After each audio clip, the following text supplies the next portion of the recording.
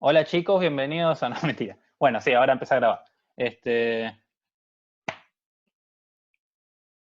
bien. La primera forma que habíamos visto era por flexibilidades, por flexibilidad, vamos a decirlo.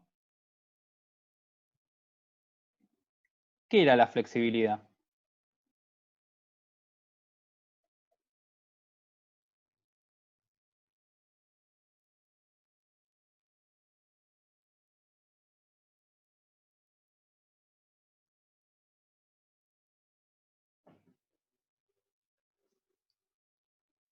¿Qué es una flexibilidad?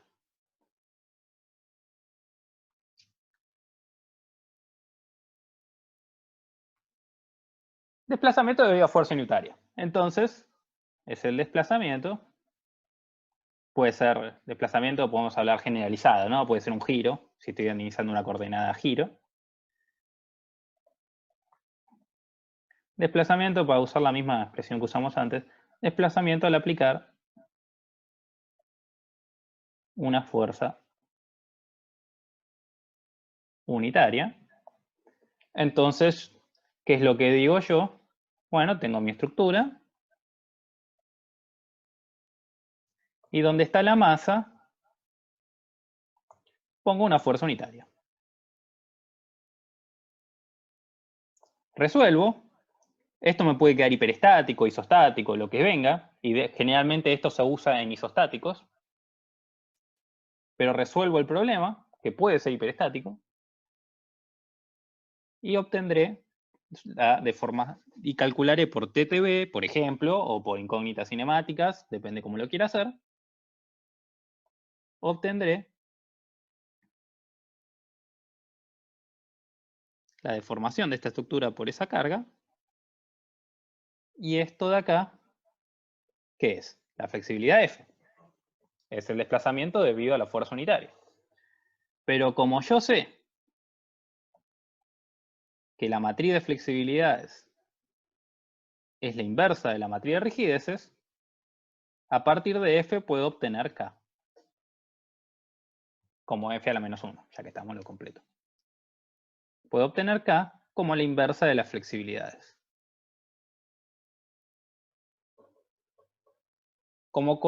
Acá estamos, ¿esto se entiende? Más allá de cómo sería un ejercicio, la idea de pongo una fuerza donde está la masa, calculo el desplazamiento y esa es la flexibilidad. ¿Están todos de acuerdo?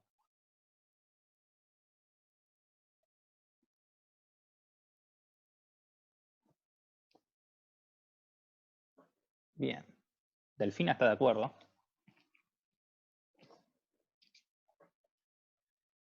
Así que voy a suponer que es la vocera del curso. Si alguien no lo entendió, me corta, por favor. Pero si se fijan, esto sí me importa comentarlo como corolario.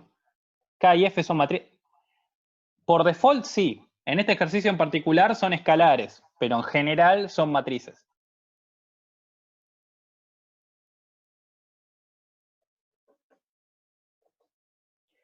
Pero sí, esto me da la pauta de la definición de rigidez más común que van a escuchar en el resto de sus vidas, que es entenderla como una inversa de la flexibilidad.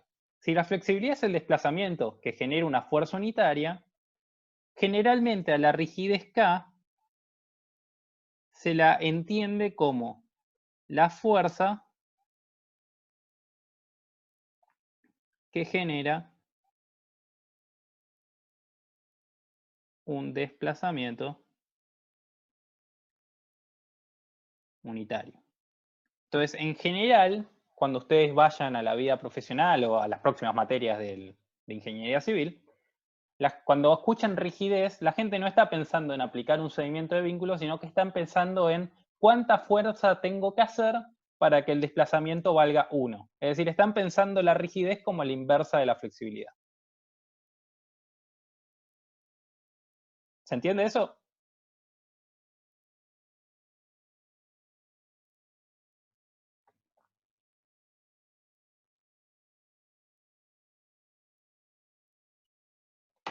Genial.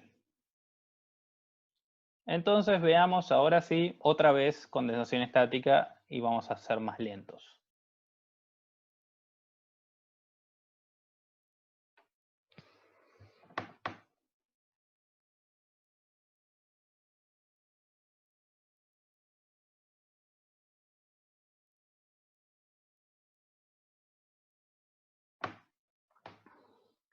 Bueno, nosotros tenemos nuestra estructura.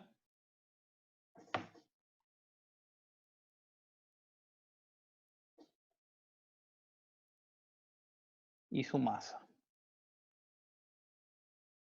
Esto valía 2L, esto valía L.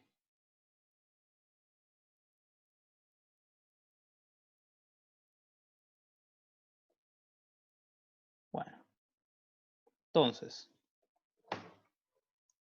lo primero que dijimos es, para aplicar la condensación estática, lo primero que vamos a hacer es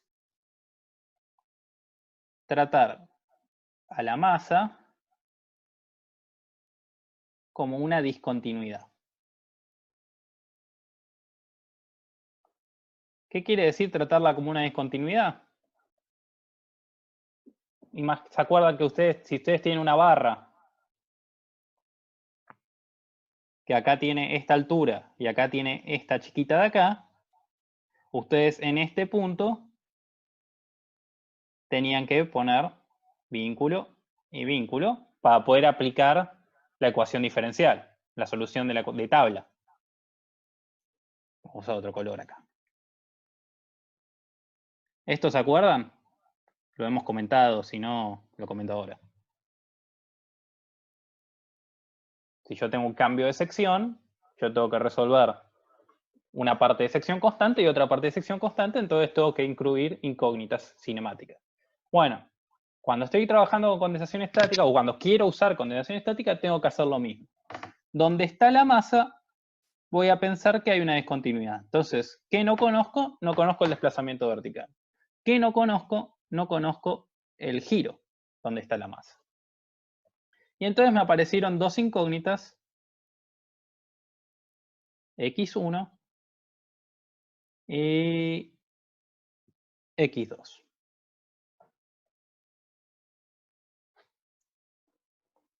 Entonces, yo cuando resuelva este problema, ¿qué voy a tener? Vamos a hacer una cosa más. Si esto estoy resolviéndolo para fuerzas dinámicas, la fuerza dinámica va a estar aplicada ¿en qué coordenada? ¿En x1 o en x2? En x1, porque estoy estudiando, porque la masa trabaja en coordenada x1, entonces P va a estar en coordenada x1. En x2 no hay nada. Ok. Entonces acá empiezan las definiciones que usamos en esta materia, no necesariamente son las que encuentren en un libro. Si van al Chopra directamente no es que las define con nombre, pero hace algo muy similar. Entonces vamos a separar coordenadas dinámicas y coordenadas que las llama estáticas. No significa que no dependan del tiempo, sino que no tienen fuerzas dinámicas. Entonces, las coordenadas dinámicas son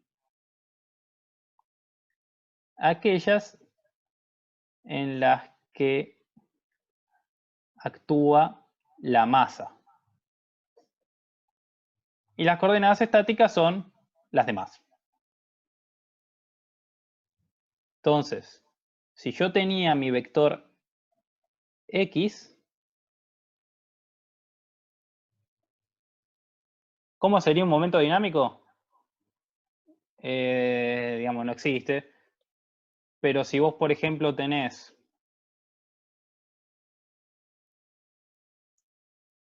un voladizo con una fuerza P dinámica, P de T, este ejercicio lo podés resolver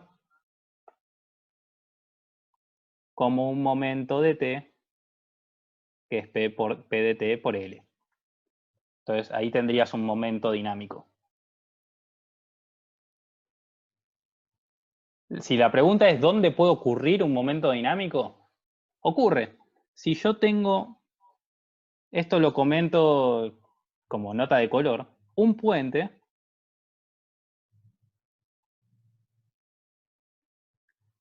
Es una cosa así, ¿no?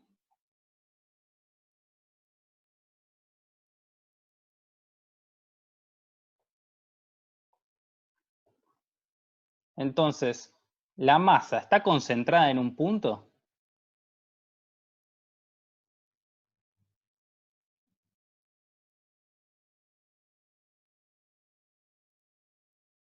No, la masa tiene a su vez una inercia rotacional.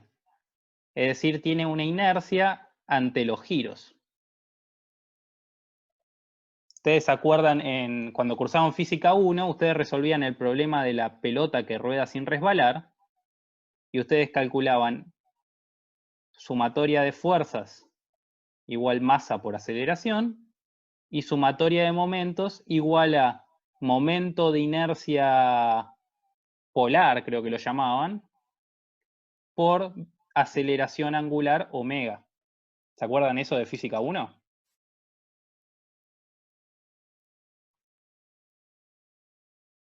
Bautista dice que no. ¿Se acuerdan algo de Física 1? La pelota que rueda sin resbalar, por ejemplo. Que tiene una fuerza acá, tiene una fuerza de rozamiento acá. Eso genera un momento y ese momento genera una aceleración angular. Bien, entonces, ¿puede haber momentos dinámicos? Sí. Y entonces lo que entra en juego es la inercia rotacional de la masa distribuida. No lo vamos a ver en dinámica, en estabilidad 3. Se usa... ¿Dónde entra en juego? Bueno, en la pila de un puente entra en juego esa masa que rota. En una fundación de una máquina, un cabezal con pilotes, con alguna masa excéntrica, fuerza excéntrica, ahí entra en juego la inercia rotacional de la base. Bueno. A lo que iba con lo que estábamos haciendo es que nosotros separamos mi vector de incógnitas cinemáticas X, lo separamos en dos vectores, o en un vector arriba de otro.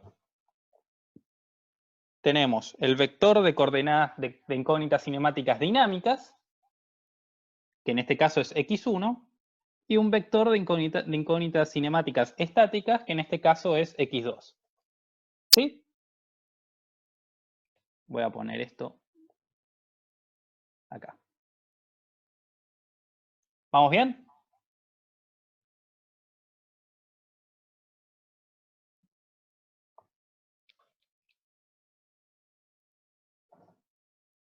Genial.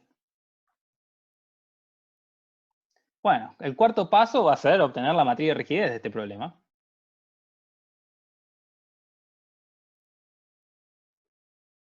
Que si les uso la letra K me parece que los voy a marear, así que si me dejan llamarla R por un segundo, vamos a usar R. Obtenemos la matriz R. Entonces, ahora miremos la matriz R, por ejemplo, en este ejercicio. En rojo voy a anotar lo que sería la solución del ejercicio y en negro lo que sería el análisis genérico del problema. En nuestro caso particular, el vector X tiene X1, X2. Uy, se me cayó el binomio. Donde X1 es X dinámico, X2 es X estático. Es decir, es un caso particular donde esos vectores son escalares. Entonces, obtengamos la matriz R. En nuestro caso particular, la matriz R será K11, K1, K21, esto es K21, no, esto es K12, K12, K21, K22. Esa es nuestra matriz de rigidez. Entonces, la pregunta ahora la obtuvimos. Bien.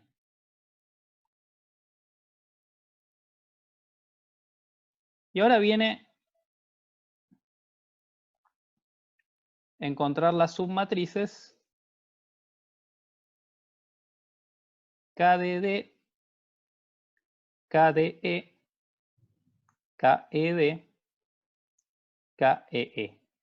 ¿Qué carajo significan, no? Porque yo les puse un nombre, ya les puse un nombre y no sabemos ni qué son. Bueno, veamos.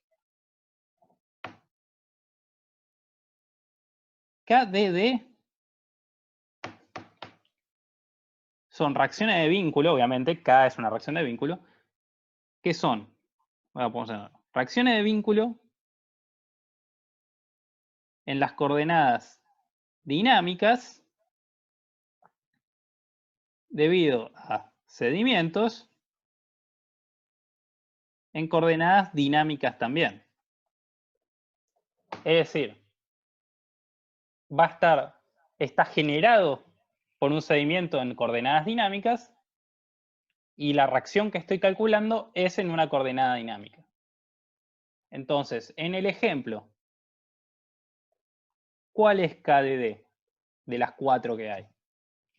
KDD en este caso es un escalar.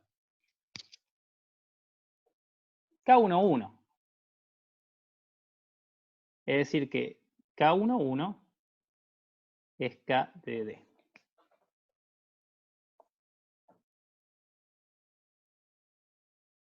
Es una descomposición que va a tener sentido en unos segundos. KDE es la reacción de vínculo en coordenadas dinámicas. Siempre la primera sigla es la reacción de vínculo, la segunda sigla es quien lo genera. Reacción de vínculo en coordenadas dinámicas debido a sedimento en coordenadas estáticas. ¿Quién me cuenta cuál es KDE?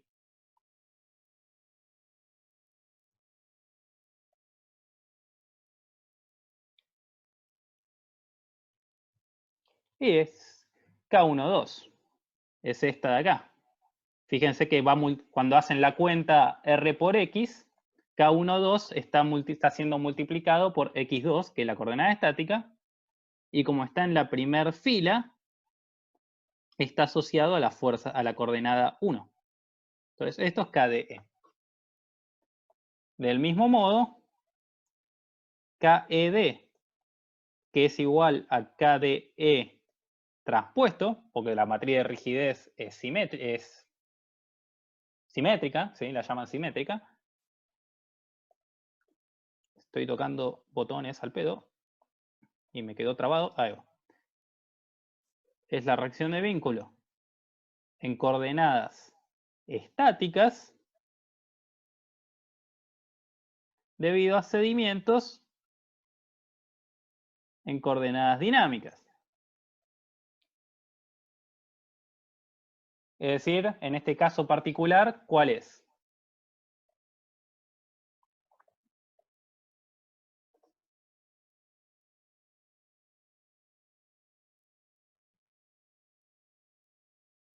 Y es K21. Fíjense que K21 traspuesto es igual a K12, porque la matriz es simétrica. Puse K21 otra vez, qué boludo. KED. Y por último, tenemos KEE. Que KEE es la reacción de vínculo en coordenadas estáticas debido a sedimentos en coordenadas también estáticas. Que en este caso, ¿quién será? Bueno, por descarte es K22, pero fíjense que la coordenada 2 era la única coordenada estática que tenemos. Así que la reacción de vínculo en coordenada estática, coordenada 2, debido a sedimento de vínculo en coordenada estática, que es coordenada 2, es K22. Esto es KEE. ¿Vamos bien? Recuerden que esto por default son matrices. En este ejercicio particular son escalares porque es un problema de 2×2. Pero son matrices.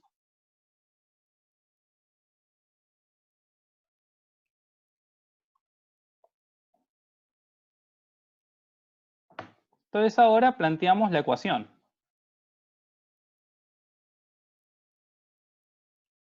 Que no es que se plantee para resolverla, sino para encontrar las relaciones que vamos a ver ahora. ¿Cuál es la ecuación?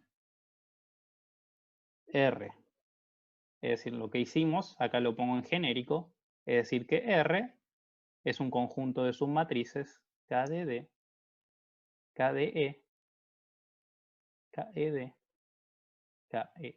Eso es lo que acabamos de hacer en genérico. Entonces ahora planteamos la ecuación R por X es igual a menos P. ¿Sí? Es la ecuación fundamental del método de incógnitas cinemáticas. Ok.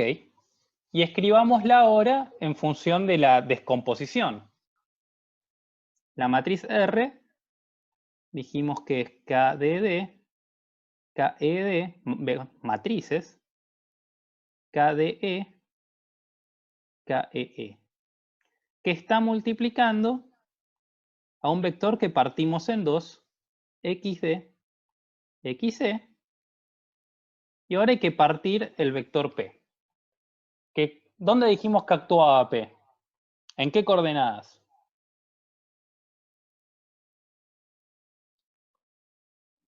P actúa en las coordenadas dinámicas porque estoy estudiando un problema de dinámica de estructuras.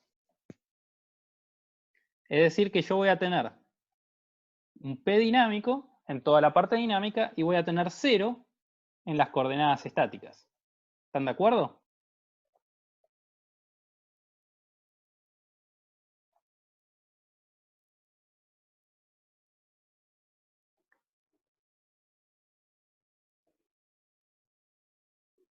Repito, yo estoy estudiando un problema de dinámica de estructuras. Entonces, en un problema de dinámica de estructuras, ¿dónde pueden estar las cargas? Donde hay masas nada más, ¿no? No existe un problema de dinámica sin masas. Así que las fuerzas van a estar necesariamente en lo que llamamos coordenadas dinámicas. Recuerden, coordenada dinámica y estática no significa que tengan que ver con que la fuerza es estática o dinámica, sino que tienen que ver en si hay una masa en ese lugar o no. Yo puedo tener una fuerza constante donde hay una masa, y sería una fuerza constante en una coordenada dinámica.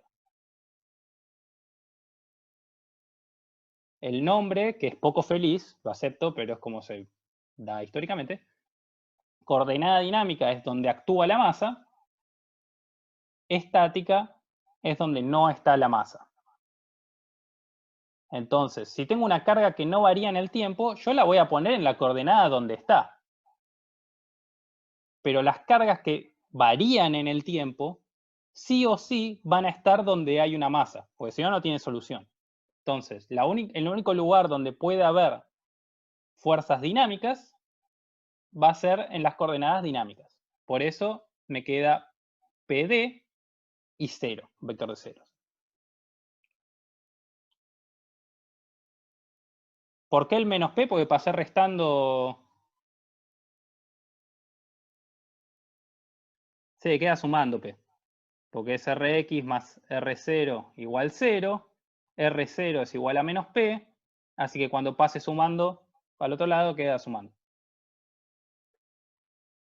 No me interesa tanto ese término independiente. Es solo una muestra de lo que puede ser. R0 es menos P.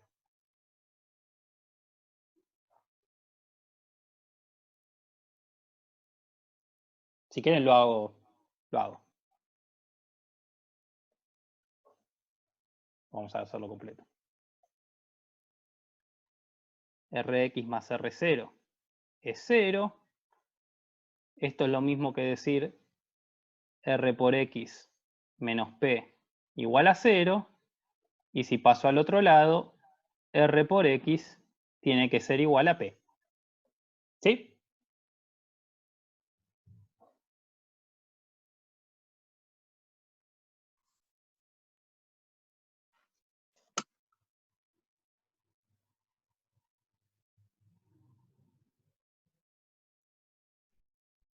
Ok, genial. Entonces, ahora veamos esta ecuación en dos problemas matriciales distintos. Por un lado tengo esta primera línea, Y por otro lado tengo esta segunda línea. Entonces, la primera línea, ¿qué me está diciendo? K de D por XD más KED por XE tiene que ser igual a PD. Y en la segunda línea tengo que KDE por XD más KEE matriz por XE vector tiene que ser igual a 0. ¿Eso lo ven todos? Un poco de álgebra lineal.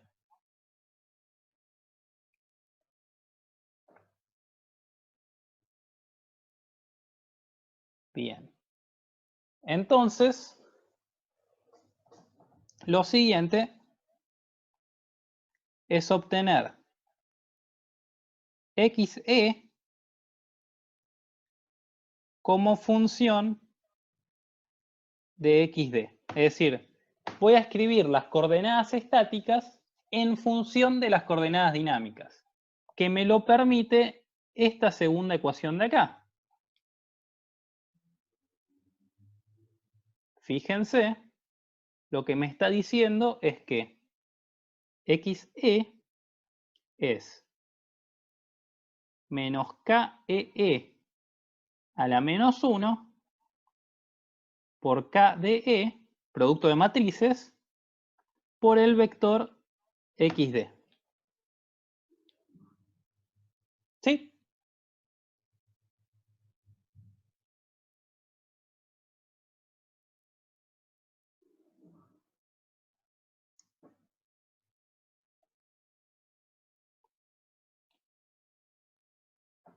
Y si hago eso, entonces yo puedo ahora obtener K del problema dinámico. ¿Cómo? Uy, dinámico. Bien. ¿Cómo lo hago? Reemplazando. Si ahora reemplazo XE en 1, ¿qué me queda? Me queda KDD por XD más KED por XE, que ahora es, bueno, el menos, lo pongo así, después lo cambiamos de lugar, es un escalar, menos KEE a la menos 1, KDE, X dinámico, esto es igual a P dinámico. Y entonces, si lo agrupo, me queda KDD menos KED, KEE a la menos 1. Todas estas son matrices, ¿eh? Son producto de suma, resta de matrices, producto de matrices. KDE por XD es igual a PD. Y si ustedes recuerdan la ecuación de un resorte es K por X igual a P. Entonces, este término de acá, que por default es una matriz, para nuestro ejercicio anterior de 1 grado de libertad va a ser un escalar, es la rigidez en coordenada dinámica. Entonces, estas dos ecuaciones son clave. Cómo obtener en función de la coordenada dinámica todo el resto de las coordenadas,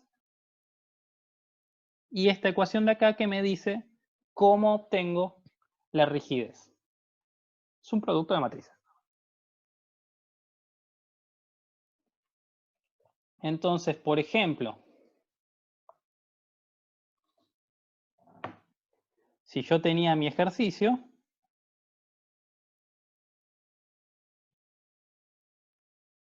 con la masa acá, y me preguntan dos cosas. Me preguntan x de t y me preguntan la reacción de vínculo A en función del tiempo. ¿Cómo hago? Bueno, lo primero que tengo que hacer es encontrar las incógnitas cinemáticas. Lo hacemos acá de costado. Nosotros vamos a resolver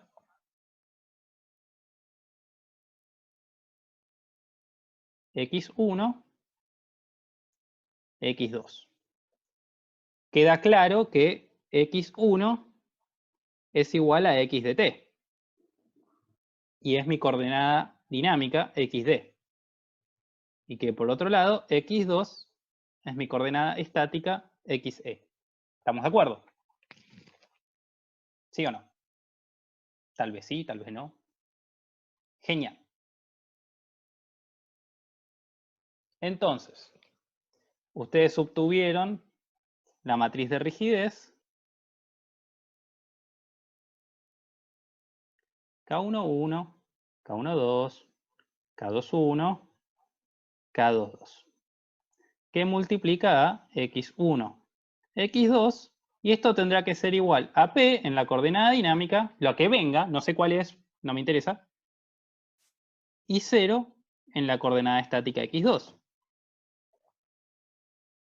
Entonces, como vimos antes, puedo obtener x2 en función de x1. ¿De qué forma? Menos K22 a la menos 1 por K12, que esto va a multiplicar a x1.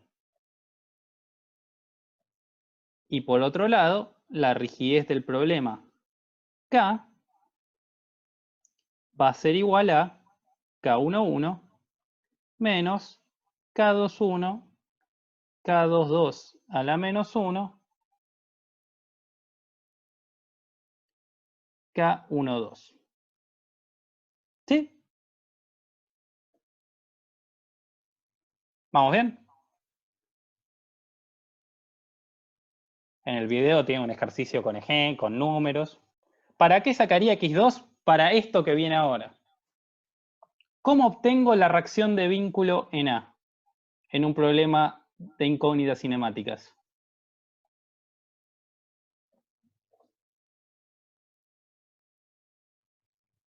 ¿Cómo se obtiene?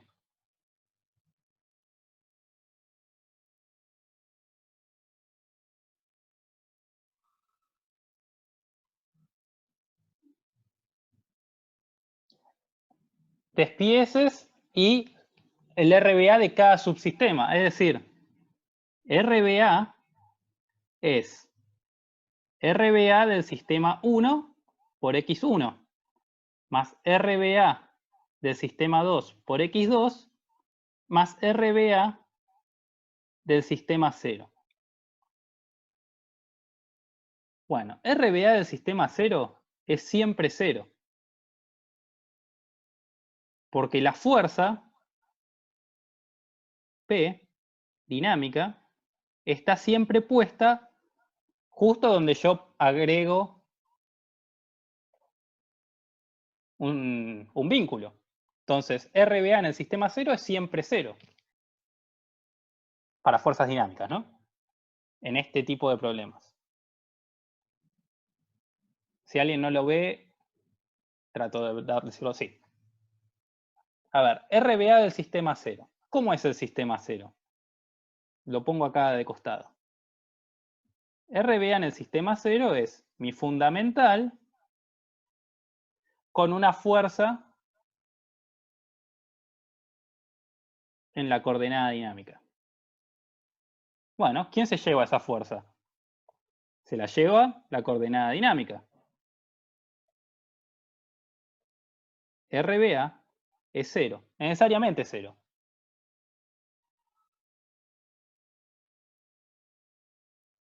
Porque esa fuerza no puede ir a parar a ningún lado más que el vínculo donde está.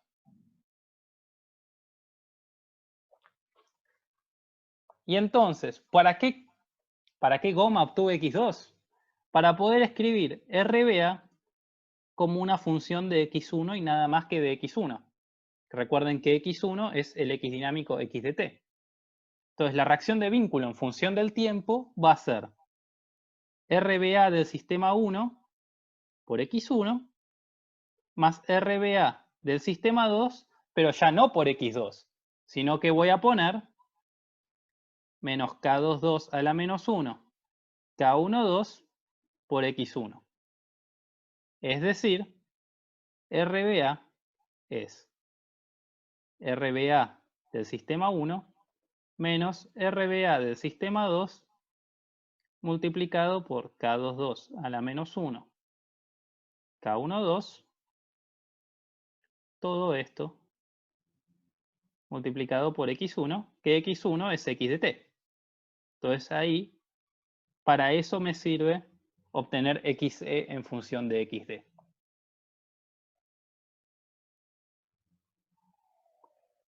¿Se entendió?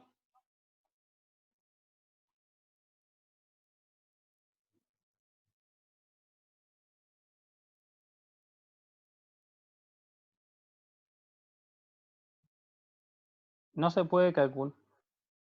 No, porque todo eso, Joaquín, todo lo que hice acá, yo no sé cuánto vale X1 todavía, ¿eh? Después les vamos a enseñar cómo se obtiene X1.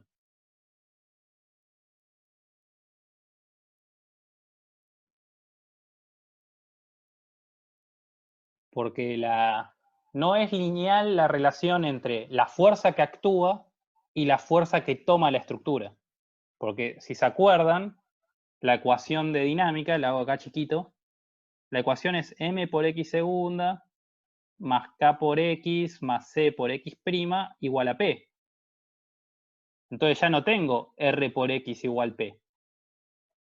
Parte de la fuerza se me va como fuerza de inercia, parte de la fuerza se me va como fuerza en el amortiguador, y solo una parte de la fuerza termina yendo, que incluso puede ser más que la propia fuerza en sí, después vamos a ver, se me va como fuerza elástica, fuerza en la estructura. Entonces yo no puedo obtener x de t poniendo p constante y después poner la variación. Esto lo vamos a ver bien el miércoles y hoy un poquito. La idea que se tienen que llevar de esto es que yo lo puedo escribir en función de la variación x1 de t. ¿Sí? Después vamos a ver qué es x1 de t. En un problema de vibraciones libres lo vimos el miércoles, que sería x1 de t, que era ese seno con amplitudes. ¿Sí?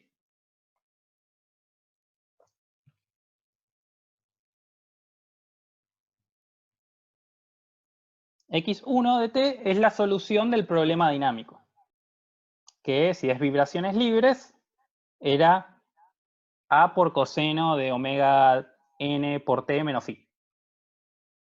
¿Sí?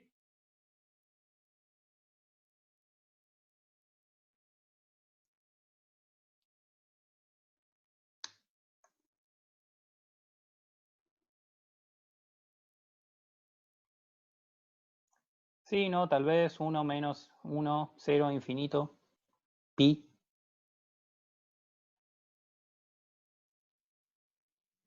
Excelente. ¿Se entendió más que el miércoles?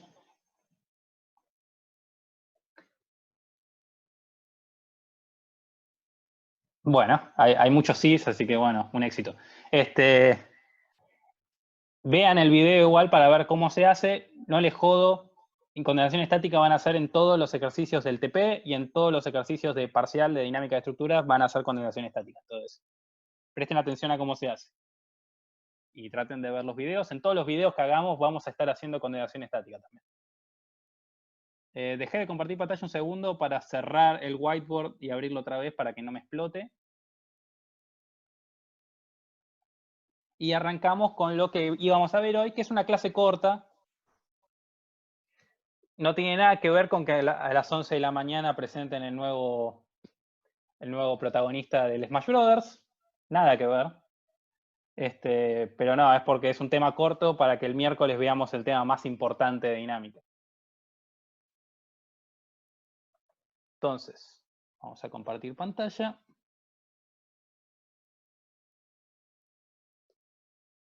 Y hoy vamos a ver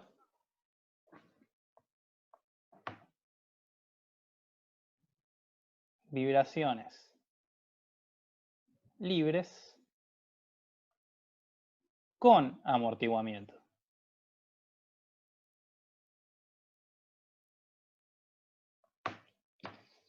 Ok, vibraciones libres con amortiguamiento. ¿Qué significa libres?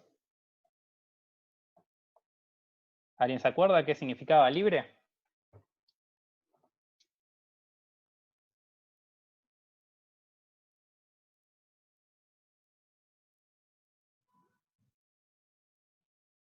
Libre de fuerza, es decir, como dijo Bautista, P de T es cero. Y con amortiguamiento significa con amortiguamiento, tiene sentido. Entonces, la ecuación diferencial de este problema, les aviso, hoy hay bastante matemática, vamos a tratar de ir al concepto. Obviamente tienen que saber resolver ecuaciones diferenciales, pero vamos a tratar de ir al concepto. M por X segunda, más C por X prima, más K por X, es cero. ¿Sí? Esta es mi ecuación. Esta es la ecuación de equilibrio dinámico. Ok. ¿A quién se le ocurre una solución para esto?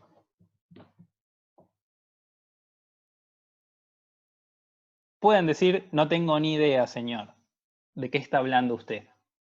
¿Qué pretende usted de mí?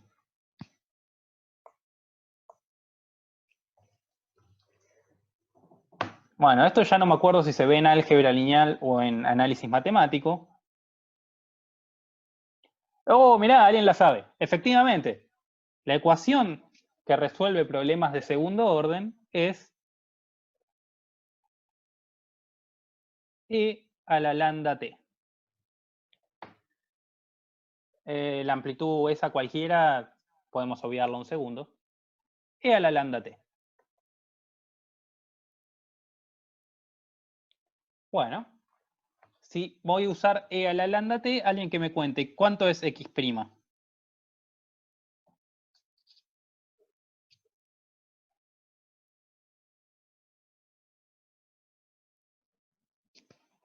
X' va a ser lambda por E a la lambda t. Y X segunda va a ser lambda cuadrado por E a la lambda t.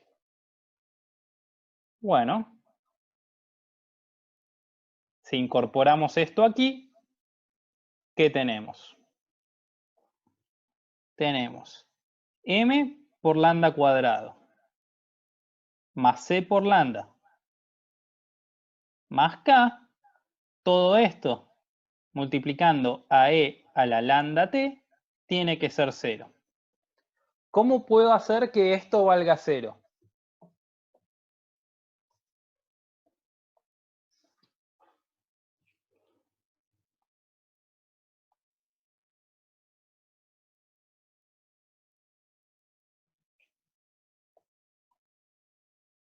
Que el paréntesis sea 0. Uy. Es decir, que esto sea igual a 0. Y bueno, esto es una cuadrática.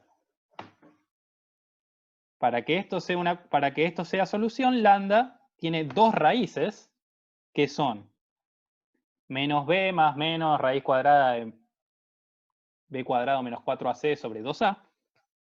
Es decir, esto es menos c más menos la raíz cuadrada de c cuadrado menos 4m por k dividido 2m. Ok. Entonces, fíjense, miren esta raíz, la raíz cuadrada.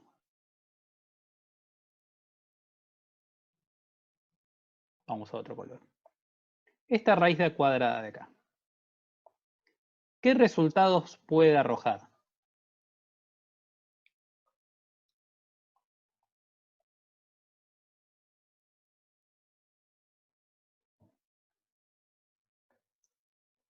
¿Cómo haces con una raíz cuadrada de negativa?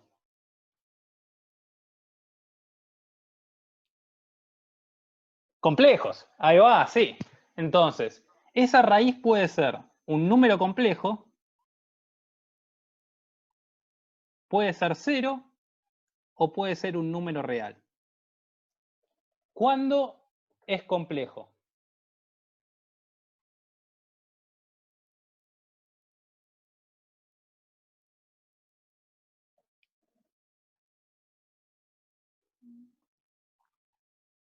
¿Cuándo da complejo?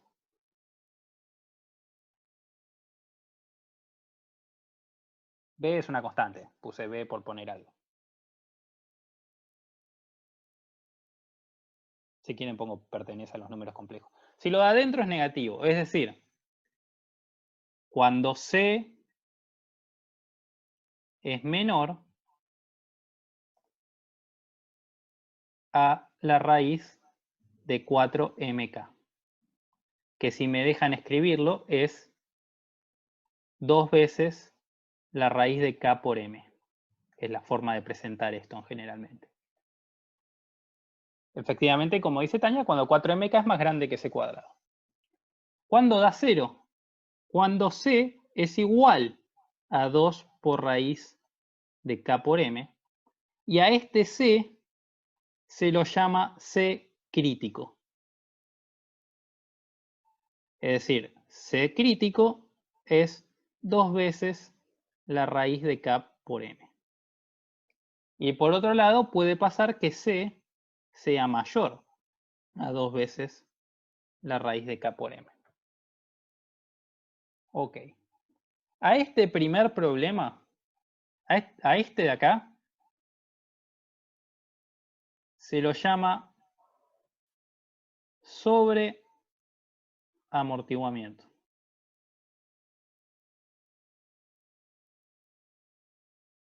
A este problema de aquí, cuando es igual a C crítico, esto se lo llama amortiguamiento crítico. Y este problema de aquí, donde me da raíces complejas, este problema se lo llama subamortiguamiento o problema subamortiguado.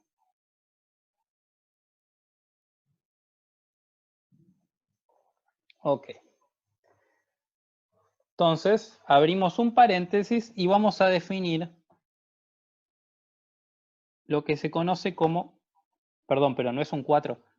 No, pues puse raíz cuadrada. La raíz cuadrada de 4 es 2. Ok. Entonces vamos a definir lo que es el factor de amortiguamiento. Factor de amortiguamiento se lo reconoce con la letra Z, o Z en inglés, pues la letra Z griega, y se lo define como la relación entre el coeficiente de amortiguamiento C y el amortiguamiento crítico. Es decir, que uno lo podría obtener haciendo C dividido 2 por raíz de K por M. ¿Qué unidades tiene seda? ¿Qué unidades tiene?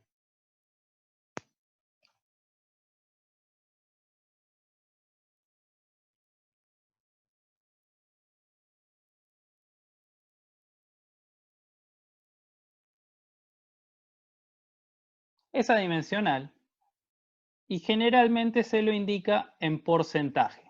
Es decir, qué porcentaje tengo del amortiguamiento crítico.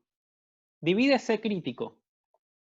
Es la relación entre el coeficiente de amortiguamiento y el coeficiente de amortiguamiento crítico. Como el coeficiente de amortiguamiento crítico es 2 por raíz de Km, es C dividido 2 raíz de Km.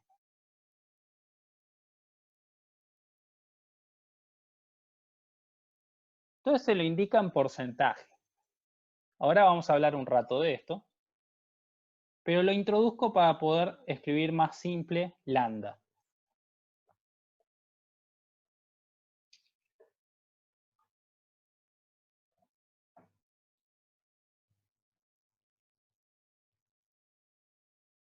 Bueno. Entonces, lambda. ¿Cuánto vale lambda? Si tengo un problema sobreamortiguado,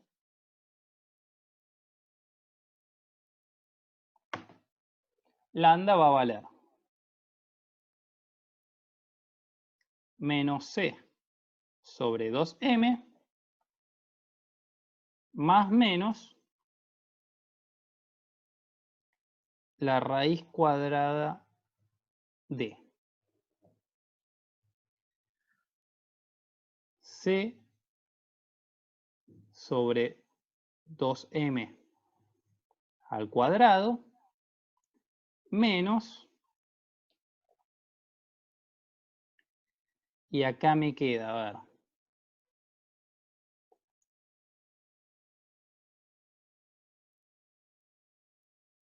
K sobre M. ¿Sí? ¿Lo ven todos? ¿Necesitan un poco más de álgebra?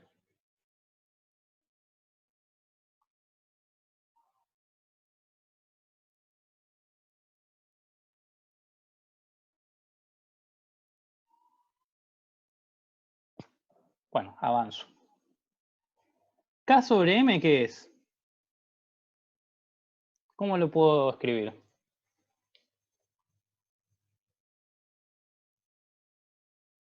Es omega cuadrado, omega n cuadrado. Es la frecuencia natural al cuadrado. Pulsación natural al cuadrado.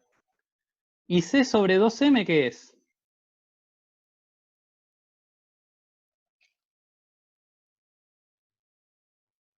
Les doy una pista.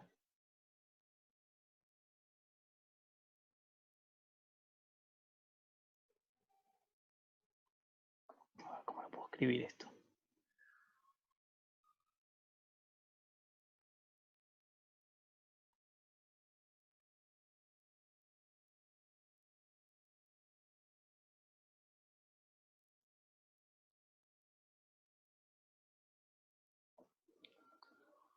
¿Alguien nota algo? ¿Qué pasa si a esto lo multiplico por raíz de K y lo divido por raíz de K?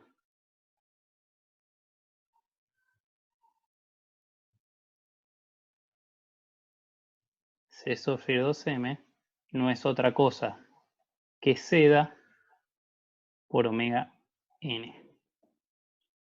¿Lo ven?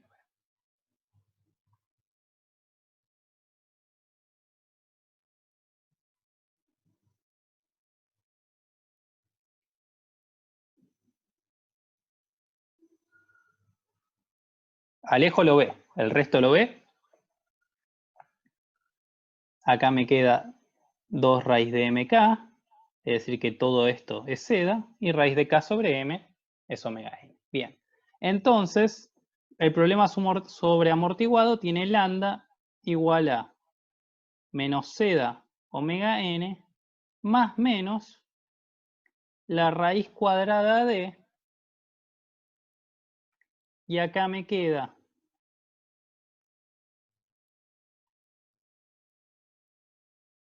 uno menos seda cuadrado omega n. Ese es el problema sobreamortiguado. Y por lo tanto, x de t toma la forma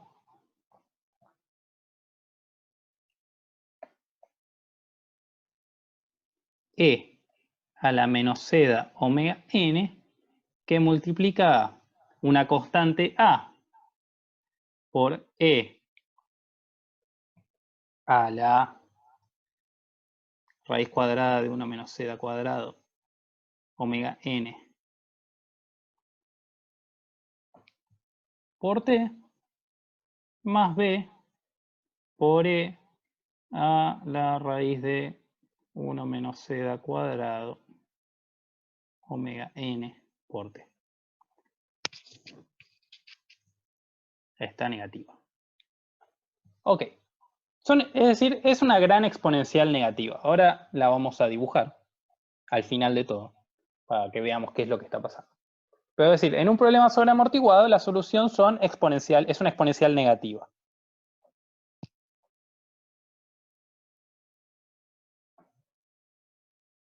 Ahora hagamos el amortiguamiento crítico. En un problema de amortiguamiento crítico, lambda me va a quedar una raíz doble que va a ser menos c da omega n, porque la parte de la raíz da 0. Me lo dijeron ustedes. ¿Se acuerdan? ¿Sí, no? ¿Vamos bien? Y cuando tengo una raíz doble, la solución será del estilo e a la menos c da omega nt. Me perdí con lo de x de t. Reemplacé. Si yo tengo dos soluciones posibles de lambda, si x de t era e a la lambda t y tengo dos soluciones de lambda, la solución será la suma de esas dos soluciones. Así que x de t será e a la lambda 1 más e a la lambda 2. Como lambda 1 y lambda 2, si quieren lo anoto acá. Lo hacemos de nuevo. X de t va a ser a por e a la lambda 1 de t más b por e a la lambda 2 de t. Si quieren lo dejo escrito así. No veo bien qué pasó en la integral. No hay integrales. ¿Dónde? ¿En la raíz decís? Y fíjate que yo lo que tenía era c da omega n al cuadrado menos omega n cuadrado raíz. Sacá factor común omega n cuadrado por la raíz de omega n cuadrado es omega n. Y entonces te queda en el paréntesis 1 menos c da cuadrado. En realidad c da cuadrado menos 1. Tenés razón en eso. Sí. C da cuadrado menos 1. Porque c da es mayor a 1. C da cuadrado menos 1.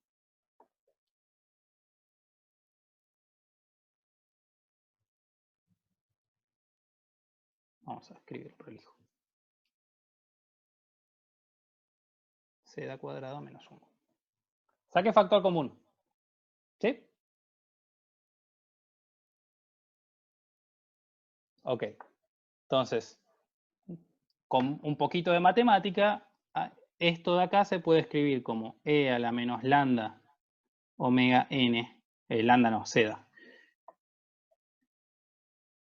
E a la menos c da omega nt, que multiplica a, no voy a usar las mismas constantes a y b, c por e a la raíz de c da cuadrado menos 1 por omega n por t, más d por e a la menos la raíz cuadrada de c da cuadrado menos 1 por omega n por t. Pero lo que me interesa es que la solución es una suma de exponenciales negativas, más allá del término de la derecha. ¿Qué pasa en el amortiguamiento crítico? Tengo lambda, que es una raíz doble. Cuando tengo una raíz doble, la solución va a ser a por e a la lambda t más b por t e a la lambda t, porque tengo la raíz doble, repetida. Entonces esto lo puedo escribir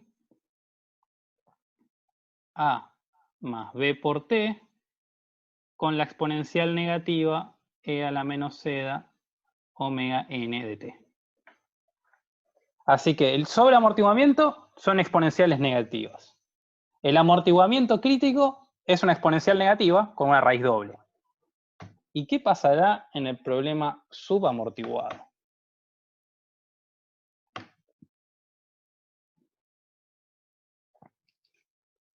Que, spoiler, es el único que nos interesa.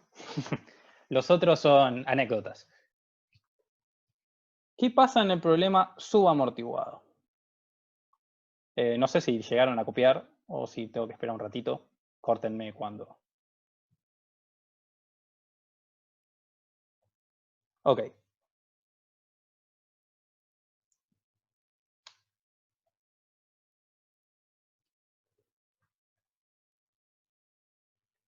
Lo de x de t. ¿Qué cosa de x de t?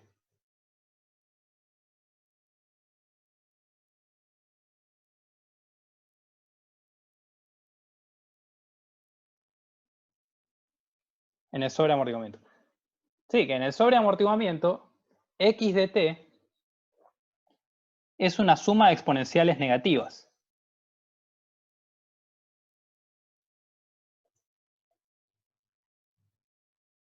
Porque tanto lambda 1 como lambda 2 son negativos. Entonces es una suma de exponenciales negativas. Podría haber trabajado la expresión un poquito más. Si quieren la trabajo un poquito más. Pero a fin de cuentas lo importante es que cuando estoy sobreamortiguado la solución es una suma de exponenciales. Y en particular se parece a una exponencial negativa.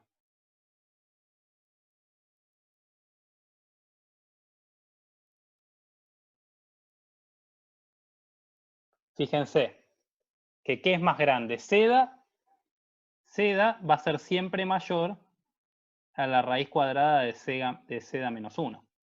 ¿No? Lo hago como comentario acá al chiquito. Seda va a ser siempre más grande que la raíz cuadrada de seda cuadrada menos 1. Por lo tanto, estas dos exponenciales son negativas.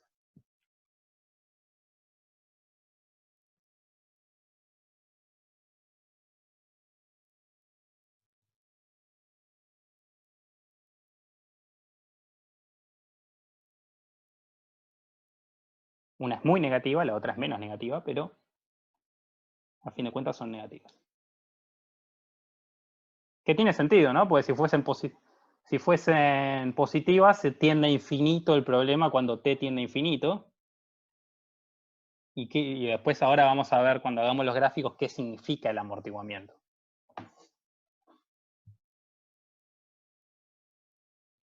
Avísenme cuando puedo arrancar con subamortiguamiento.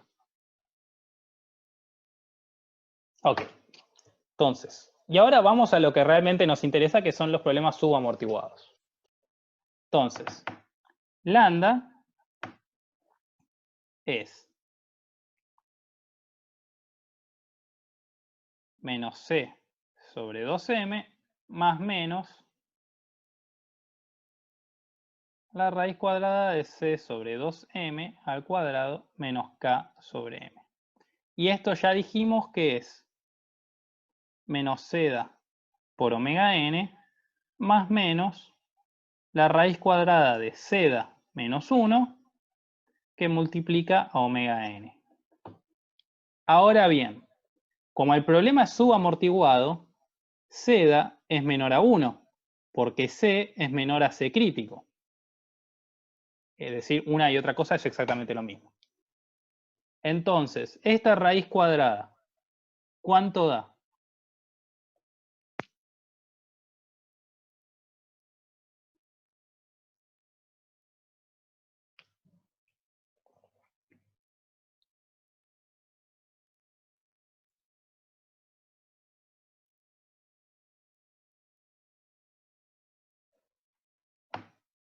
Bueno, no sé cuántos se acuerdan de números complejos, pero lo que tengo que hacer es invertir la raíz y ponerle la i. Es decir, que vale i por la raíz de 1 menos seda cuadrado.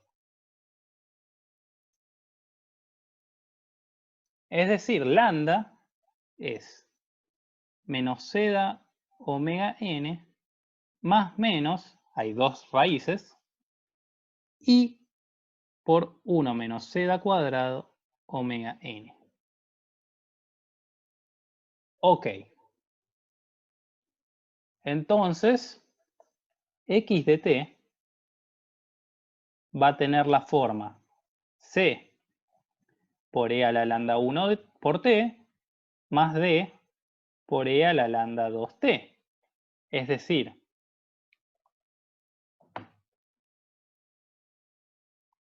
si me dejan sacar factor común esto de acá, esto va a ser E a la menos lambda, a la menos seda, omega n por t. ¿Podés repetir el cambio para verlo imaginario? Sí. Recuerdan que la raíz cuadrada de menos 1, la raíz cuadrada de menos 1 es i, por definición. Entonces, la raíz cuadrada de z cuadrado menos 1 va a ser igual a i por la raíz cuadrada de 1 menos z cuadrado.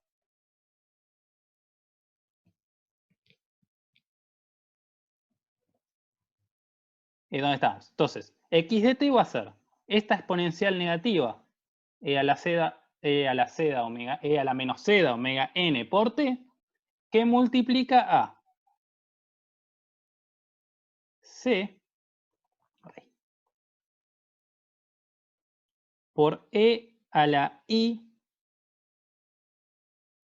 la raíz de 1 menos z cuadrado omega n por t, más d por e a la menos i, raíz de 1 menos z cuadrado omega n por t.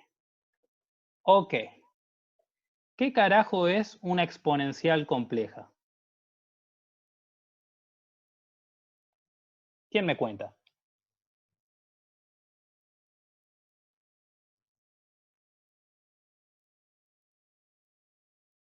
¿Quién se acuerda? Ok. No sé qué estará pasando en el departamento de matemática, pero existe la expresión de Euler, o Euler, como quieran llamarlo. Cuando yo escucho Euler pienso en el equipo de fútbol americano.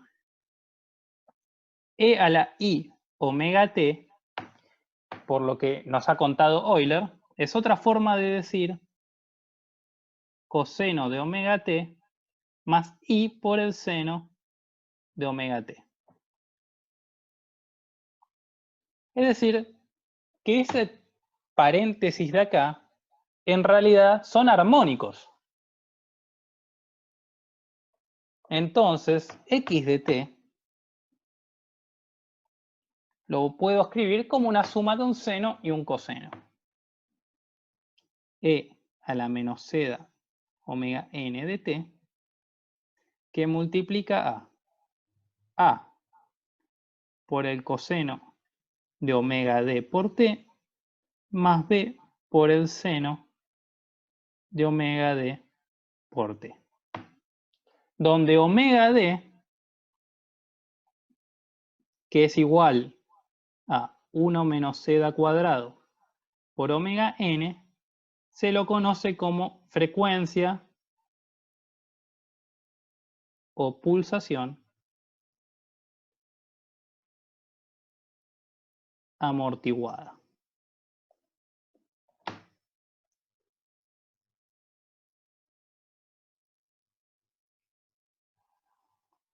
Es el subíndice del omega. Así como estaba omega n, esto es omega d. Te faltó un i en la última parte. No, no. Me quedé con la parte real del problema imaginario, del problema complejo. Porque la física es real.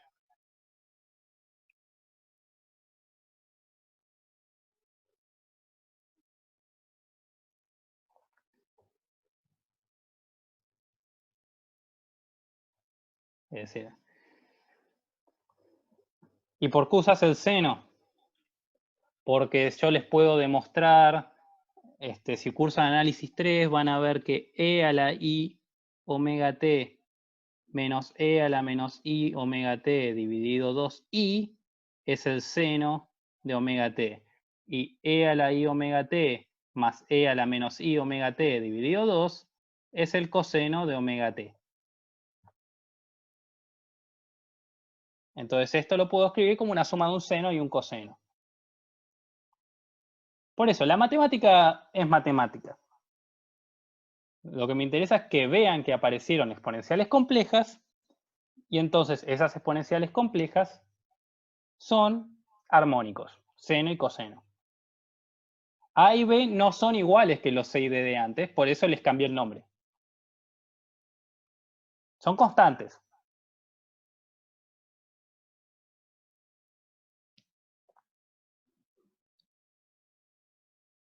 ¿Tienen relación entre sí? Sí, pero no me interesa. Pues eso. La matemática es una hinchada de pelotas, hay que saberla porque hay que saber lo que uno está haciendo, pero lo interesante es el concepto de esto. Primero, ¿qué generó el amortiguamiento? Voy a anotar en verde la solución de vibraciones libres. Me lo tengo que aprender a hacer de cero. No, digamos, tenés que saber de dónde sale. Bueno, está esta ecuación diferencial, planteo los lambda, según ceda las cosas, y acá tirás magia y decís, bueno, la solución subamortiguada es este coseno y seno. Lo importante es el concepto, que es lo que vamos a tratar de ver ahora. En verde voy a hacer las vibraciones libres sin amortiguamiento. X de t lo podía escribir como A por coseno de omega nt más B por el seno de omega nt. Entonces, ahora vamos a jugar a encontrar las 7 diferencias.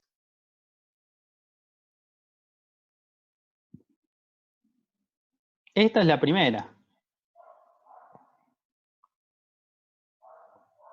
En vibraciones libres sin amortiguamiento, la estructura vibraba con la frecuencia natural.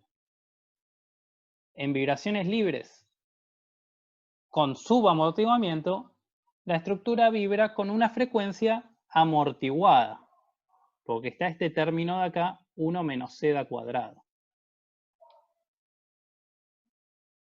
Y mientras en vibraciones libres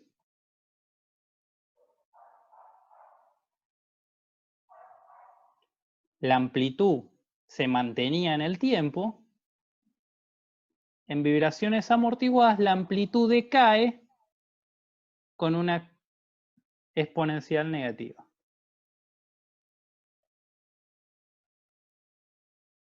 ¿Cómo se ve todo esto en un gráfico?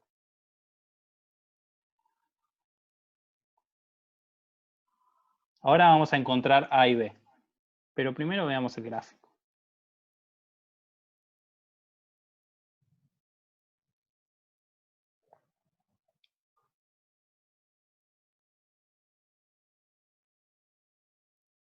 ¿Qué es lo que importa? Si alguien les pregunta cómo funciona esto, tienen que saber el gráfico y qué cosas puedo sacar del gráfico. Porque es el concepto. Vibraciones libres sin amortiguamiento. Ustedes tenían X0 y la pendiente B0.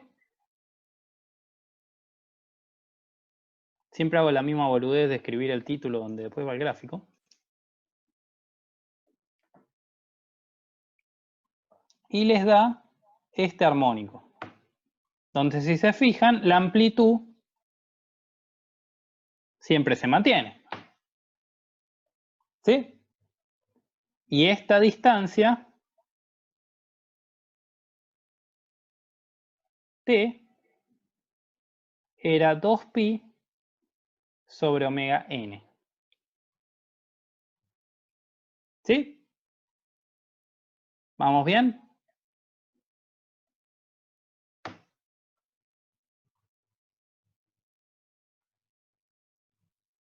Bien. Ok.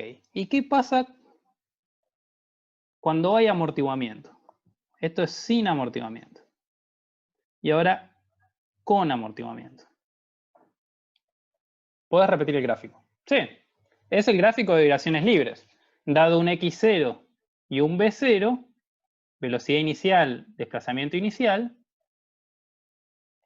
la solución era un armónico con período 2pi sobre omega n, porque la frecuencia era la frecuencia natural de ese armónico, y una amplitud que se repite ad infinitum en el tiempo.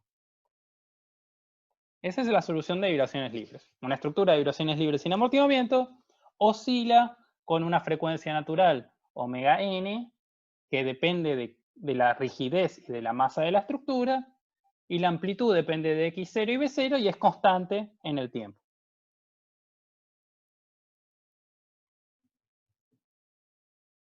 Eso es lo que vimos el miércoles. ¿Y hoy qué vimos? Vimos tres casos posibles. Yo tengo x0, tengo b0.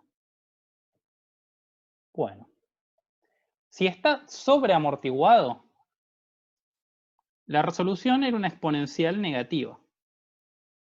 Una cosa así. Tiende a cero, porque una exponencial negativa, cuando t tiende a infinito, tiende a cero. Y siempre mantiene el signo. ¿Sí?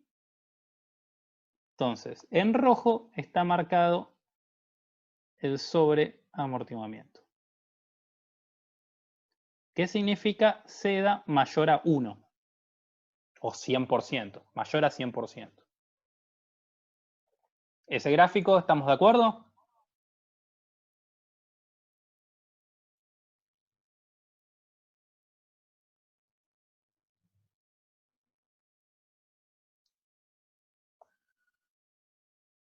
Bien. En azul voy a hacer el amortiguamiento crítico. ¿Podés repetirlo? Sí. Es una exponencial negativa, así que arranca con x0 y el b0 inicial, la pendiente inicial, y después tiene la forma de una exponencial negativa. Fíjense, la exponencial negativa es una cosa así, ¿no? Es básicamente una exponencial negativa. Entonces, va tendiendo a cero cuando t tiende a infinito. Y siempre mantiene el signo, porque una exponencial negativa tiene signo siempre igual. El amortiguamiento crítico es como un caso particular del sobreamortiguamiento. Si recuerdan, es una exponencial negativa, pero aparece un término que multiplica por t. Entonces, lo que ocurre en el amortiguamiento crítico es algo así. Es medio extraño, pero el amortiguamiento es más chico, pero como se genera ese caso crítico, lo que ocurre es que baja muy rápido y se pega a cero muy rápido. Pero a fin de cuentas es como una exponencial negativa. Amortiguamiento crítico cuando seda es igual a 1. Es básicamente el mismo gráfico, pero se pega más rápido al cero. Siempre mantiene el signo positivo. Es una exponencial negativa, a fin de cuentas.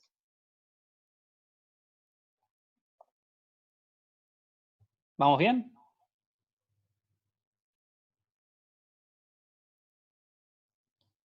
¿Qué sería la línea punteada azul pegada a la roja? Verde. Nada, es el dibujo de qué es una exponencial negativa. Una exponencial negativa, e a la menos x, tiene una forma de ese estilo. Para que vean que literalmente es una exponencial negativa. Y entonces, ¿cómo son las vibraciones libres con amortiguamiento? Que son las que realmente nos interesan. Bueno, va a arrancar con esta pendiente.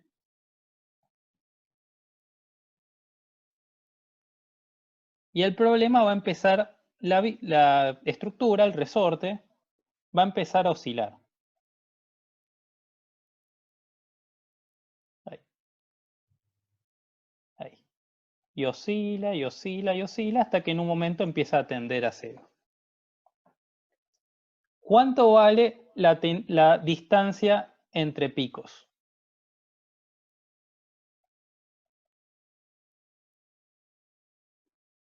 Es decir, ¿con qué frecuencia oscila?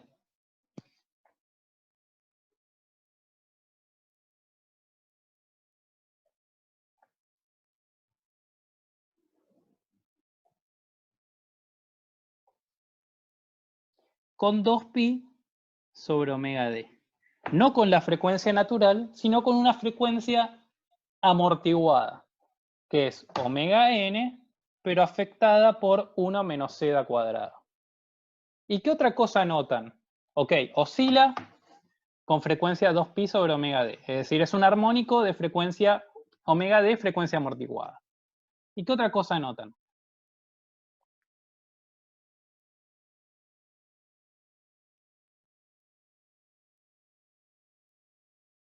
que se aminora la amplitud en el tiempo.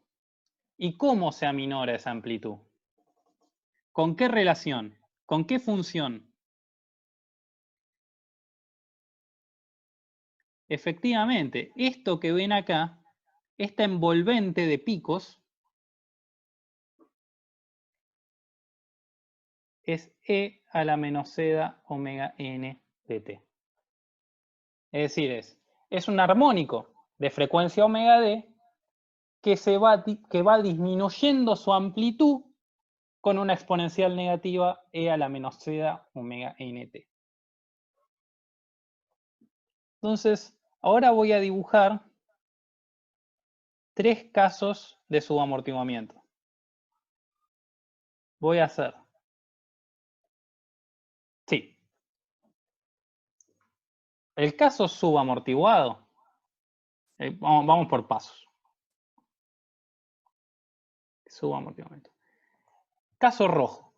Caso rojo sobre amortiguamiento. La solución es una exponencial negativa. Entonces tiene forma de exponencial negativa. Siempre se mantiene positiva y cuando t tiende a infinito, tiende a 0. Caso de amortiguamiento crítico. A fin de cuentas es una exponencial negativa, pero que se pega rápido al 0. ¿Por qué? Porque aparece el t ahí, porque es la raíz doble. No es lo más importante. Pero ese es el gráfico de un amortiguamiento crítico. Se pega más rápido al 0.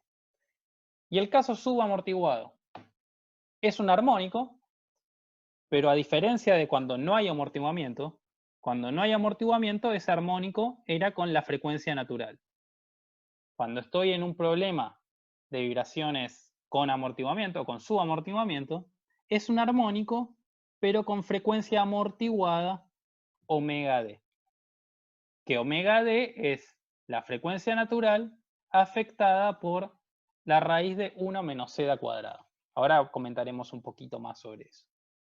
Y a su vez, no solo es un armónico con frecuencia omega d, sino que es un armónico con frecuencia omega d donde la amplitud va decayendo con una exponencial negativa e a la menos zeta omega nt.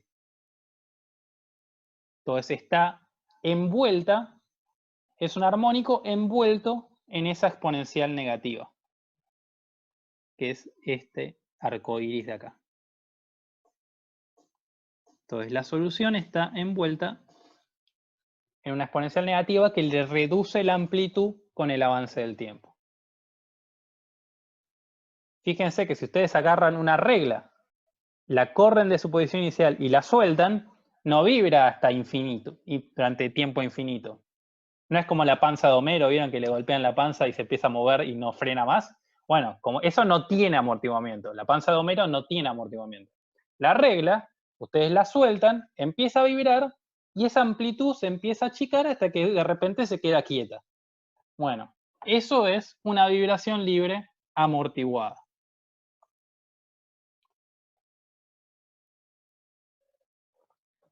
¿Cómo influye entonces el amortiguamiento?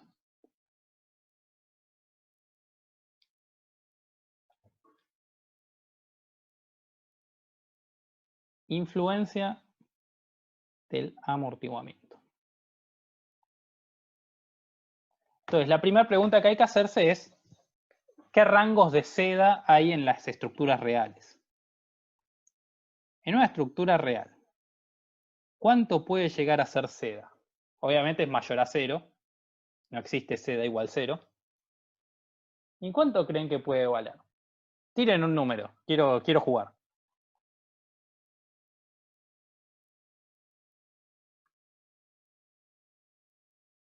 Recuerden que va a ser menor a 1, ¿no? Porque estamos en subamortiguamiento.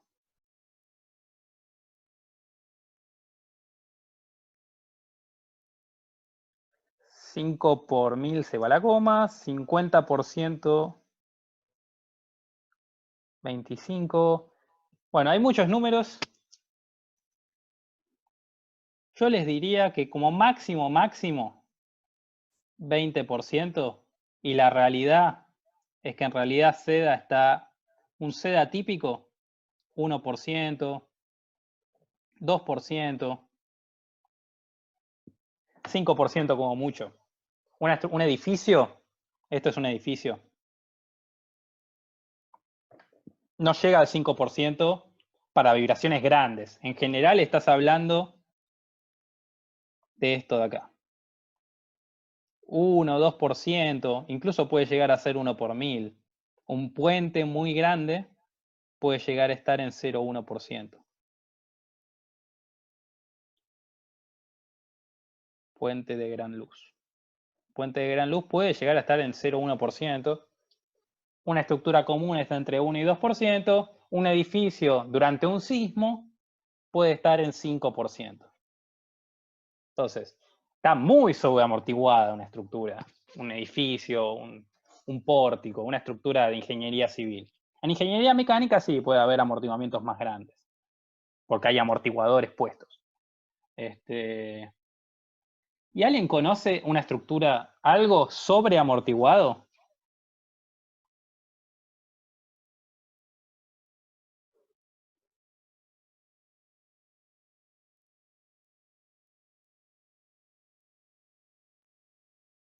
Los edificios de Japón no sé qué tienen de distinto de los edificios comunes. Son japoneses, pero hacen edificios. Sí es cierto que uno le puede poner amortiguadores al edificio.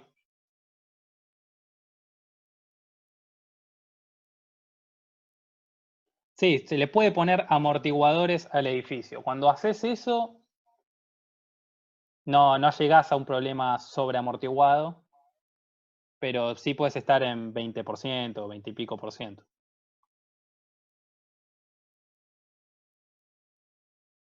Siempre estás subamortiguado.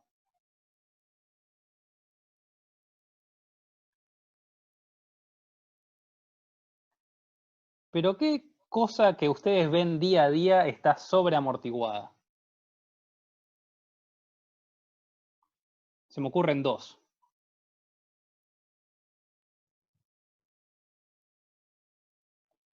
Una, las almohadas inteligentes.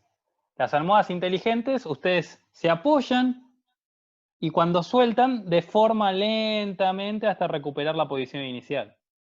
No es que oscila hasta llegar a esa posición. Entonces, las almohadas inteligentes están sobreamortiguadas. Y la otra son las puertas que cierran solas. Las puertas que cierran solas están sobreamortiguadas. No es que no es un vaivén la puerta, sino que frena de golpe y se queda ahí en su posición inicial. Los autos tendría que ver, no recuerdo cómo son los amortiguadores de auto. Creo que son subamortiguados, pero con amortiguamiento interesante. 40, 50%. Pero habría que buscar.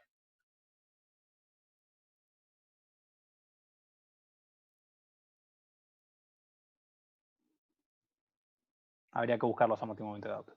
Pero sobreamortiguamiento, la almohada inteligente y el vaivén de las el no hay vaivén, sino el amortiguador que tienen las puertas para que cierren solas.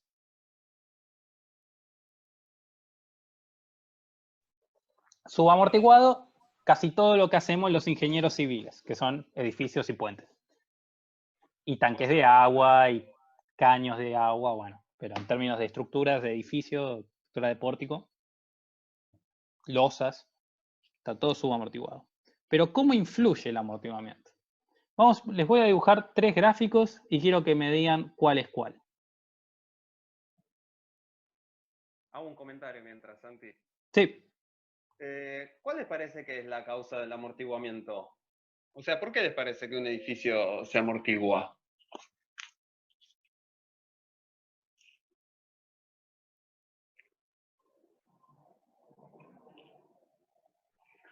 Rozamiento. Bien. ¿A alguien se le ocurre algo más? Viento. Bien. Son las opciones que... para que no se mueva rápido y no se caigan los platos. En realidad no es que uno, como le decía Santi, uno puede llegar a poner, por ejemplo, amortiguadores dentro del edificio, lo cual es una opción de diseño posible, pero todos los edificios reales, en cierto modo, tienen amortiguamiento. Y sí, en realidad hay rozamiento con el viento, pero eso no es lo que produce amortiguamiento. ¿Sí? En realidad, el edificio, ¿qué pasa? El edificio le pasa que hay fisuración del hormigón, hay elementos metálicos o vigas metálicas o columnas que, bueno, mejor columnas no, que se plastifican, disipación de temperatura, hay un montón de fenómenos, ¿sí? Que podríamos nombrar. En realidad, lo que pasa es que es al revés. Uno lo que hace mide el amortiguamiento de un edificio y después dice, a ver, ¿qué ecuación diferencial le meto para que esto funcione? Digamos. Y ahí es donde en realidad uno dice, bueno, acá hay un amortiguamiento y en definitiva uno calcula, dice es un 2-3%, ¿sí? Pero en realidad cuando hablamos de amortiguamiento es un montón de fenómenos, ¿sí? Que lo que hacen es justamente que a lo largo de un determinado lapso de tiempo esta onda decrezca. ¿Está bien? Pero está bueno aclararlo porque es verdad que ven el rozamiento viscoso hablando de fluidos como el viento, pero bueno, en estructuras, ¿sí? El origen del amortiguamiento puede ser una suma de fenómenos. ¿Está bien? Exactamente, el amortiguamiento representa la pérdida de energía. Pérdida de energía puede ser por calor, ¿viste? El principio de la termodinámica, por pérdida por calor, puede ser cualquier cosa. No se puede obtener analíticamente. El factor de amortiguamiento es completamente empírico. Uno mide y mira qué amortiguamiento tiene. Y tampoco es viscoso puro, sino que el modelo de amortiguamiento viscoso funciona muy bien, entonces se usa.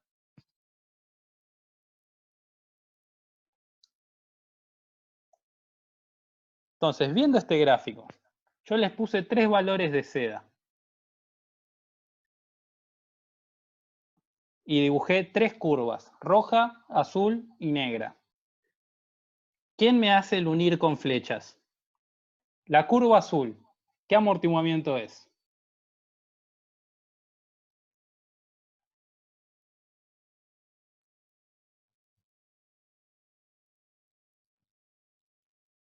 ¿20, 2 o 1%? Más allá del número.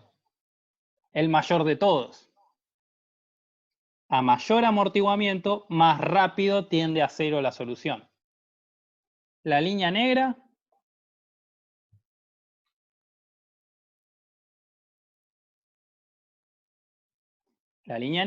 es el de 2%. Tarda más en atenuarse la amplitud. Y la línea roja será por descarte 1%.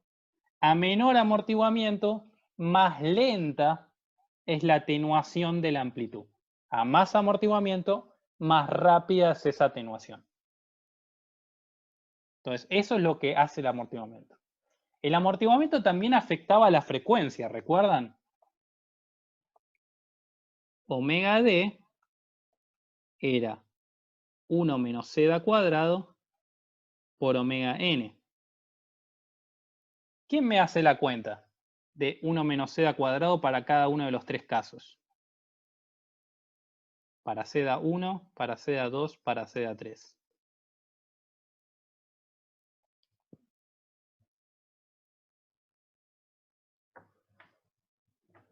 ¿Quién me cuenta? ¿Cuánto da 1 menos seda cuadrado para seda igual 20%?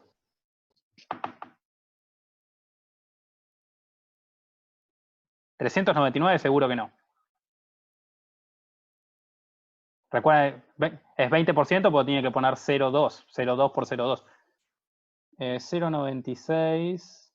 Pero tienen que poner la raíz cuadrada. 0,96. 98. 98%. Es decir, omega D es el 98% de omega N. Para seda igual, para seda 2, para 2%.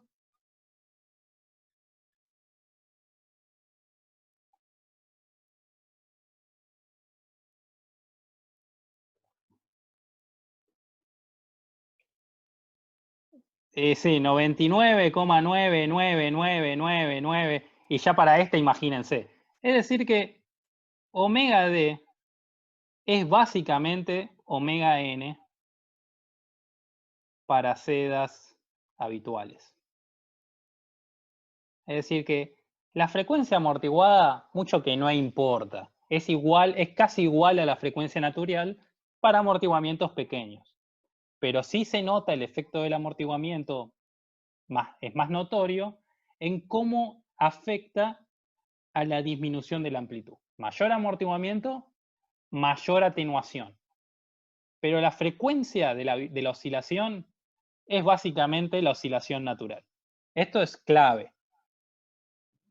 Si a alguien le preguntan cómo es la vibración libre con subamortiguamiento, uno dirá, bueno, es una oscilación, es un armónico con frecuencia omega d, que es la frecuencia amortiguada, pero que en realidad omega d es omega n, es casi igual para los amortiguamientos que estamos acostumbrados.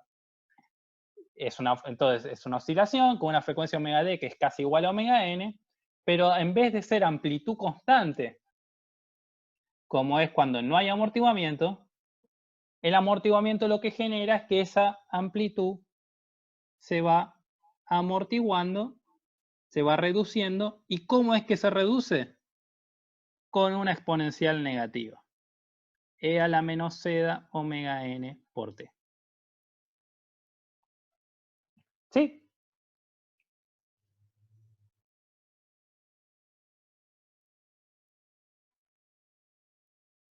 Eso es el concepto. Lo que tienen que saber es el concepto de lo que está pasando. ¿Qué dice en el paréntesis? Para seda habituales. Es decir, para sedas no más de 20%, estamos hablando.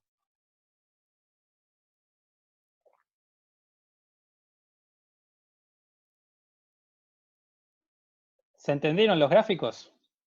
La matemática está en el libro de Chopra, está, y la vimos. No, no es lo más importante de la matemática. ¿Los gráficos se entienden de qué está pasando en cada caso? ¿Qué significa una frecuencia natural? ¿De qué depende? ¿Cómo es el gráfico de vibraciones libres? ¿Cómo responde la estructura de vibraciones libres? ¿Venimos bien?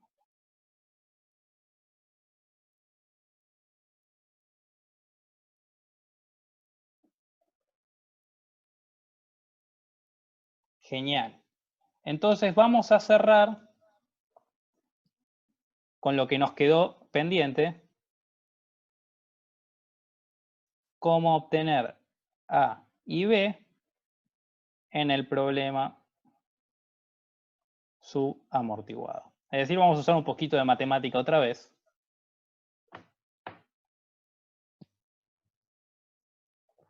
Nosotros dijimos que x de t va a ser igual a e a la menos lambda omega nt por que multiplica a por el coseno de omega d t más b por el seno de omega d t. Y obviamente tengo que plantear cuántas condiciones de borde necesito. O condiciones iniciales. ¿Cuántas necesito? 2. Era un problema de orden 2. ¿Qué van a hacer en general x0 y b0? Ok. Entonces, x en 0 es x0. Y si ustedes despejan de acá, e a la menos 0 es 1. Me queda a por el coseno de omega de t. Y si ustedes hacen b en 0, que es b0, bueno, hay que derivar. Así que voy a anotar acá cuánto vale la derivada de esto, que no se las voy a pedir a ustedes, pero acuérdense que existe la regla de la cadena. Esto me queda la derivada de la exponencial, que es menos lambda omega n por e a la menos lambda omega n por t, que multiplica a por coseno de omega dt más b por seno de omega dt, más, y ahora tengo que derivar la otra parte, entonces es más e a la menos lambda omega nt, que multiplica a, y me queda a por omega d por el seno restando omega dt, más b por omega d por el coseno de omega de t. No hay nada más aburrido que derivar. Bueno, pero tenemos la derivada y ahora la evaluamos en 0. Si la evaluamos en 0, ¿con qué nos encontramos? Bueno, que la exponencial negativa vale 1, que el seno vale 0, que el seno vale 0, que la exponencial negativa vale 1. Y entonces me queda a por el coseno omega de t, puse bueno, coseno de 0, ¿no? Coseno de 0 que es 1.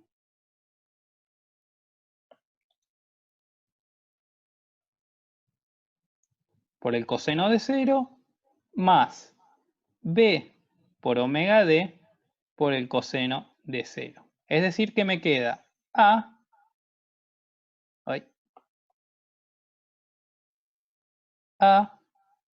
más b por omega d. ¿Y a qué es?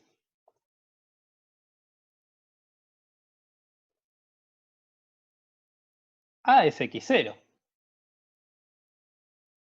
Por lo tanto, b no es otra cosa que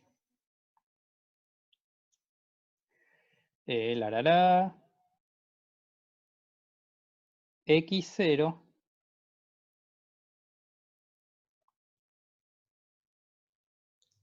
acá me olvidé el menos. Au. No, está bien.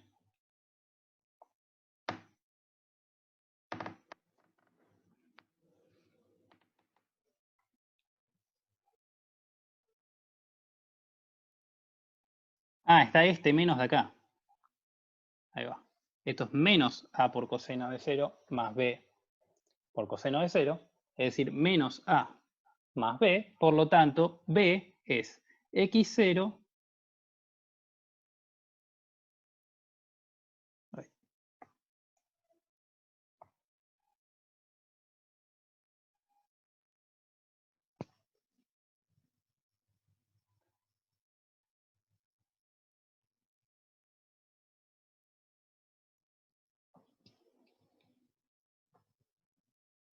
Vamos a ser prolijos.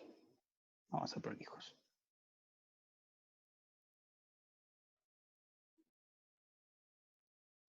No tiene sentido apurar esto. Vamos a hacerlo lento y bien. X' de t. Bueno. Menos E. Menos lambda. Pero si donde dice lambda es seda. Soy un pelotudo. Menos seda omega n. Entonces acá me queda X' va a ser la derivada de la exponencial, que es menos seda omega n por e a la menos seda omega nt, que multiplica a por el coseno de omega de t, más b por el seno de omega de t, más, mantengo la exponencial como está, e a la menos seda omega nt, que multiplica a, y la derivada de esto es omega d por a restando, porque la derivada del coseno es menos el seno, menos omega d por a por el seno de omega de t, más omega d por b por el coseno de omega de t. Ahora sí. Entonces, x en 0, que es x0, es igual a a. Y x punto en 0, que es b0, es igual a menos seda omega n por a más omega d por b. Ahora sí. Entonces, de acá, ¿qué saco? Que a es igual a x0 y que b es igual a, paso restando, me queda b0 más seda por omega n x0, todo eso dividido omega d. Y en azul les pongo acá chiquito. ¿Qué pasa si Z es igual a 0? ¿Qué pasa si tengo vibraciones libres sin amortiguamiento? A es X0 y B es B0 sobre omega n, porque omega d es igual a omega n cuando Z es 0. Entonces, cuando entonces acá está la solución con su amortiguamiento, y acá al costado les puse cómo daría esto si Z es igual a 0.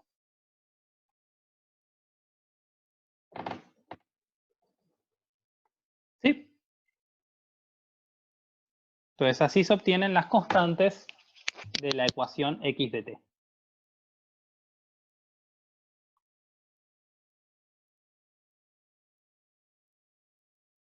¿Dudas?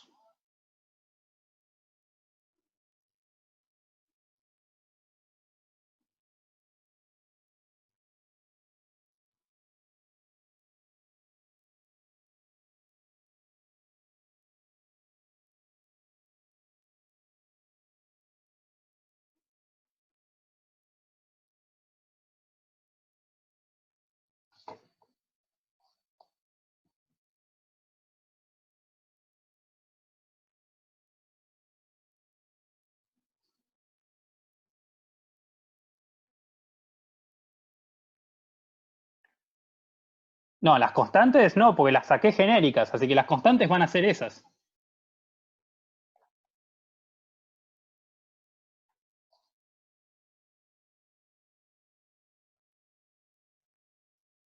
Después habrá que ver qué es x0 y b0, que es lo que te dirá el ejercicio. Pero la solución es esa.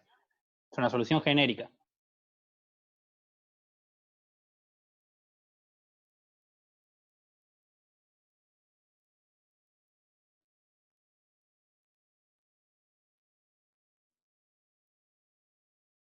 Claro, omega D, omega N, depende de cada estructura, porque en cada estructura va a haber que ver cuál es la masa y hay que obtener K. Por eso están los ejercicios. Los trucos de los ejercicios son obtener K. Y saber lo que estás haciendo, básicamente.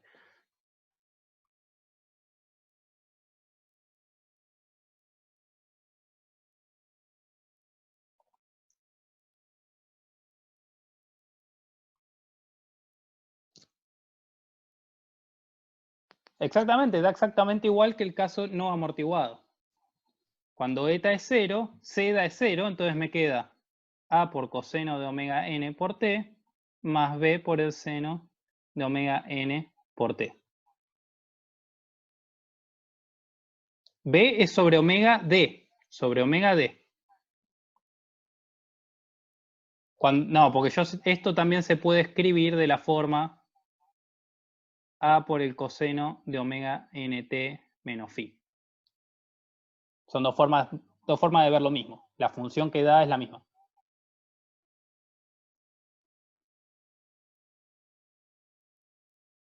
Donde esto no es A, es otra constante distinta C. Son dos formas distintas de ver lo mismo.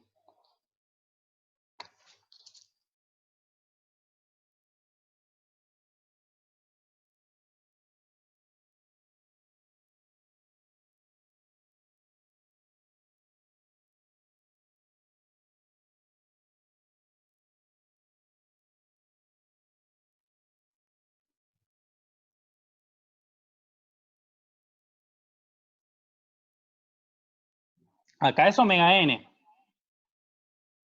Acá es omega n, porque cuando Z es igual a 0, omega d es literalmente igual a omega n. Entonces, ahí ya sabíamos que era omega n porque lo hicimos la vez pasada.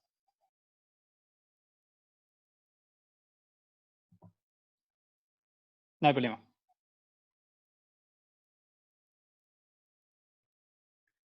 Si están de acuerdo, les voy a dar un buen descanso, si quieren llamarlo.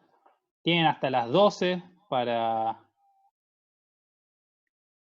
descansar y ver el video de hoy, que está subido, que es un ejercicio de vibraciones libres amortiguadas. Hay 2 videos subidos, ¿sí? El primero es el ejercicio, es lo más, la parte principal del video. Y hay una parte 2 que les recomiendo que después la miren, ¿sí? Porque son comentarios más que nada, la parte 2, ¿sí? Pero hay como distintas formas de encarar el ejercicio, donde básicamente todo es lo mismo. Por eso está aclarado en los comentarios. Pero por lo menos miren la parte 1, ¿sí? Y les recomiendo que después en algún momento miren la parte 2, si están escaneados los PDF en el campus con las resoluciones también.